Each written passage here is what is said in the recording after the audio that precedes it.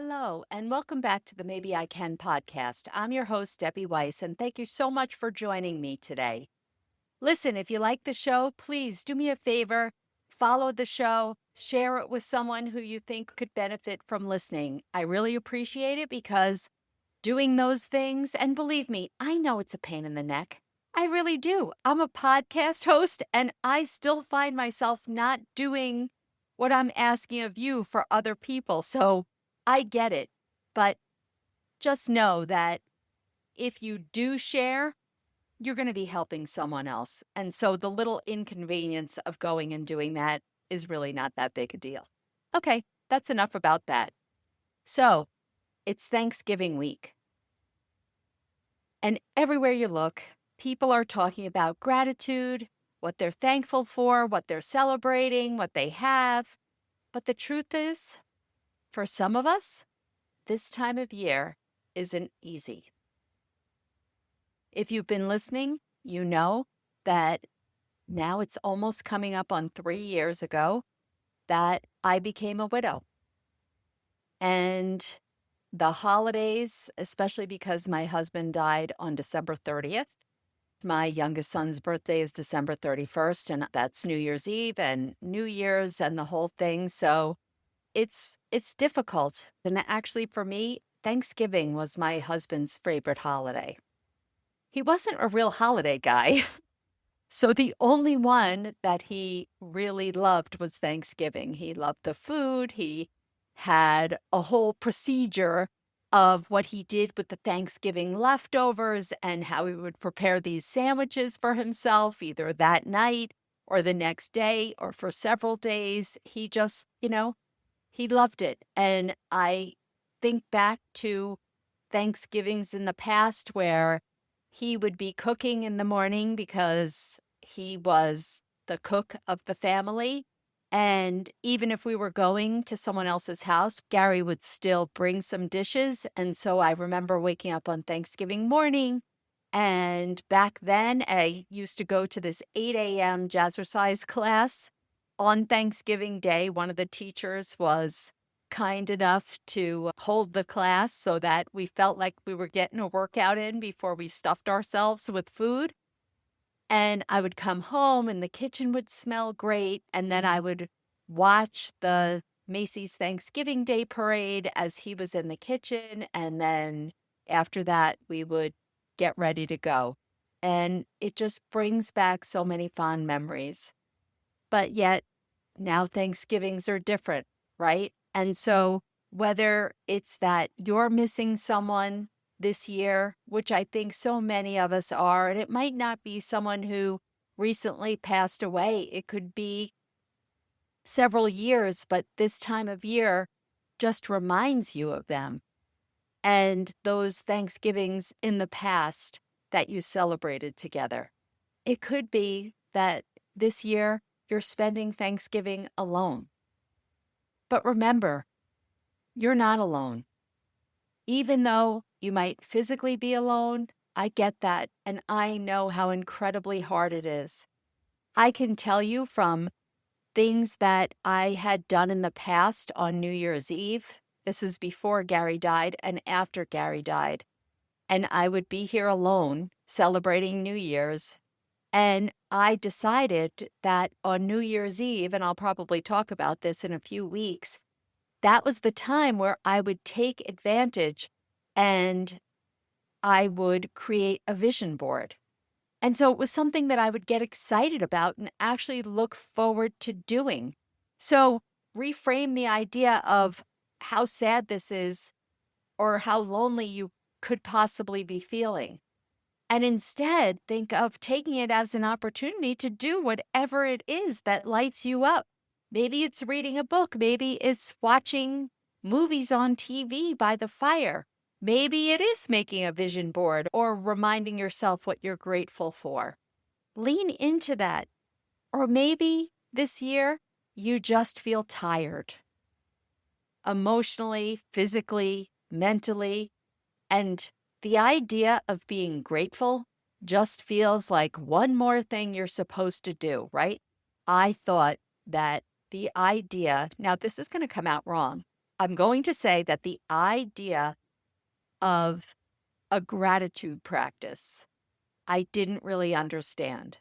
Now, of course, on Thanksgiving, one time a year, yeah, could I think to myself what I was grateful for? Yes, although I have to tell you, I did not do that. And once I got into this whole personal development world, I remember in so many different instances, people talking about a gratitude practice. And I was part of a mastermind once where before you could ask a question, you had to say what you were grateful for. And I thought it was dumb.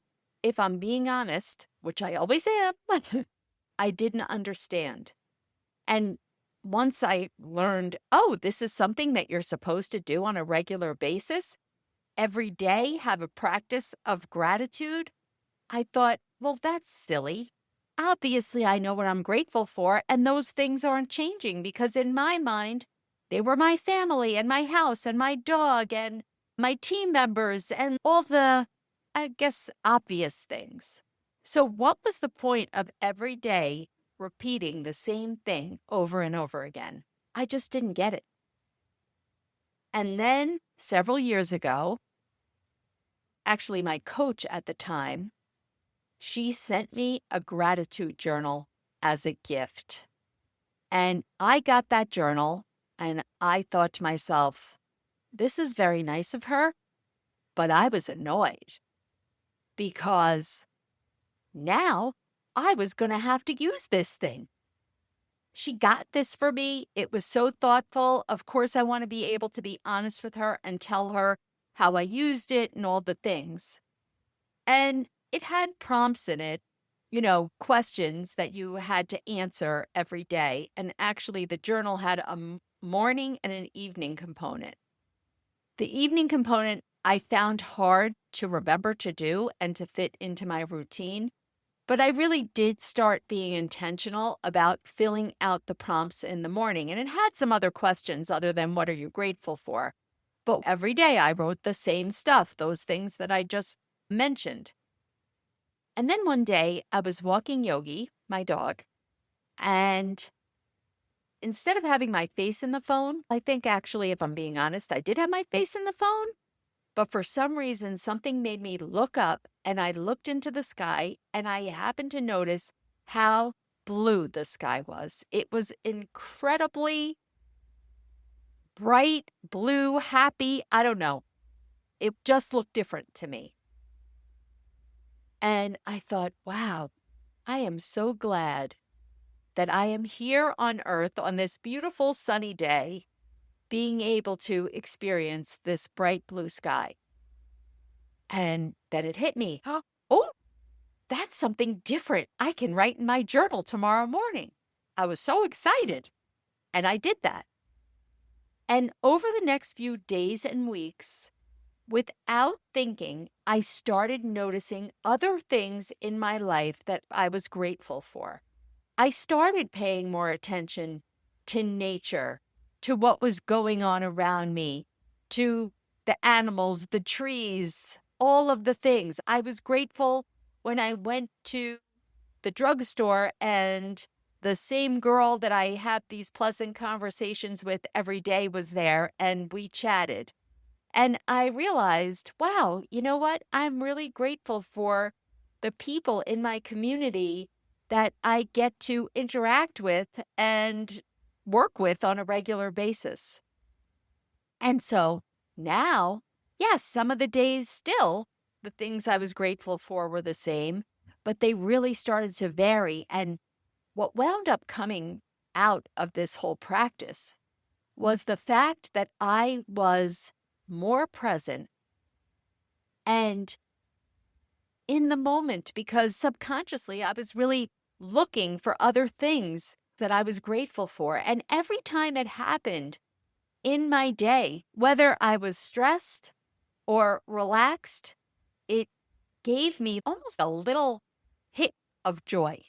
It was amazing. And I thought, oh my goodness, I can't believe this. Now I get it. Because when you are intentional about remembering what you're grateful for, whether you write it down or not, by the way.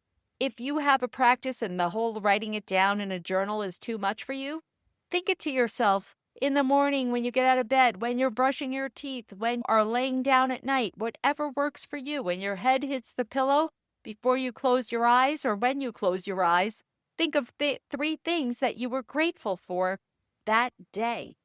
I want to pause here and say, if you are listening and this holiday feels very heavy, please don't feel bad if gratitude doesn't come easily. It's okay that maybe this Thanksgiving, your version doesn't look like the perfect Hallmark movie. It doesn't have to be forced. Gratitude isn't about forcing yourself to feel happy. It's about giving yourself permission to notice the small moments of goodness, even in the middle of the mess. So even if you are having a tough year this year, a tough holiday, there are still things that you can be grateful for. And don't put pressure on yourself. But maybe just listening to this podcast will make you think a little bit differently. Remind you, even though life feels so hard right now, there are still so many good things in your life. I guarantee it. Be grateful for maybe the quiet you are experiencing on Thanksgiving, or take a nap. Or if you're grieving, try and remember the person, the fond memories that you shared on Thanksgiving, and let it bring a smile to your face. I know that when grief is fresh, that's super hard. And sometimes it's not a smile, but tears. And that's okay. Maybe you can just think to yourself that you're grateful that you had that experience with the person that you loved. And if you're so overwhelmed, maybe you're just grateful for one thing that went right today. A gratitude practice looks different for each and every one of us. And you know what? It can vary. Some days I write in my journal. I actually also have set a reminder on my phone for 10:15 at night that says, when your head hits that pillow, think to yourself 3 things that you are grateful for. Gratitude, it doesn't deny pain. We all have pain and sorrow and loneliness. This is life. But it doesn't mean that sorrow and joy can't coexist, because really they can. The more I practiced gratitude, the more I realized it wasn't changing my circumstances. Absolutely not. But it was changing me. It's softened my thoughts, and it does quiet my stress and help me to see that even when it feels like life is just letting me down, there is still so much beauty, and there are so many things in my life that I am grateful for, that I do still want to experience. I'm not a science girl, but let me just say that studies do show that gratitude lowers stress, improves sleep, and rewires your brain to focus on what's working. But honestly, I didn't need the science. I saw it for myself. Even though I fought it tooth and nail, I experienced it. And now, instead of being annoyed that my coach Shayna had sent me that gift, I'm forever grateful, because it did allow me to be exposed to a way of living that I really wasn't understanding.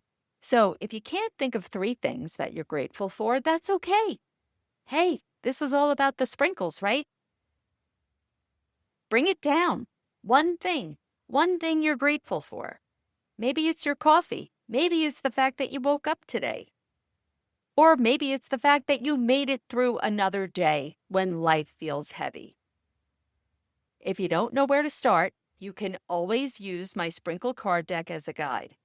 And I've got to tell you, that in a few weeks, I am publishing my own gratitude journal, a sprinkle of gratitude, because since I saw how well it worked for me, I've got to make sure that everybody else knows about it. Honestly, I find it kind of ironic. I went from the girl who thought gratitude was ridiculous to now actually creating my own gratitude journal. It kind of works like exercise. The benefit comes from consistency, not necessarily the intensity. Like I said, think of 3 things before you get out of bed. How hard is that? But if you do it every day, it adds up and it really will change the way that you feel. So before Thanksgiving, I want you to take one quiet moment for yourself.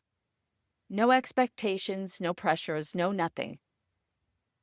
Think to yourself, what's one small thing I can be grateful for right now?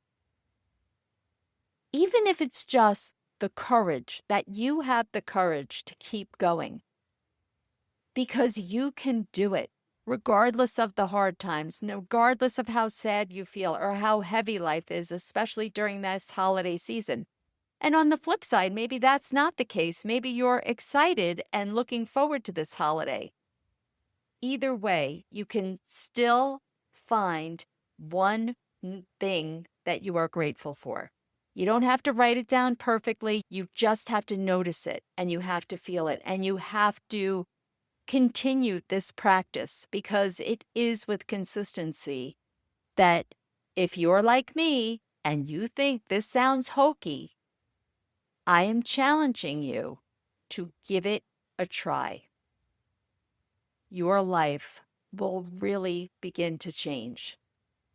So, whether you're surrounded by family or spending the day quietly, I hope you give yourself permission to find that one small thing you're grateful for, because even the smallest spark of gratitude can bring light into the darkest days. Happy Thanksgiving. I am so grateful to you for listening to this podcast, for being there. You bring so much joy to my life. All of your emails, your messages, I can't even tell you how grateful I am. You will definitely be an entry in my gratitude journal. Happy Thanksgiving.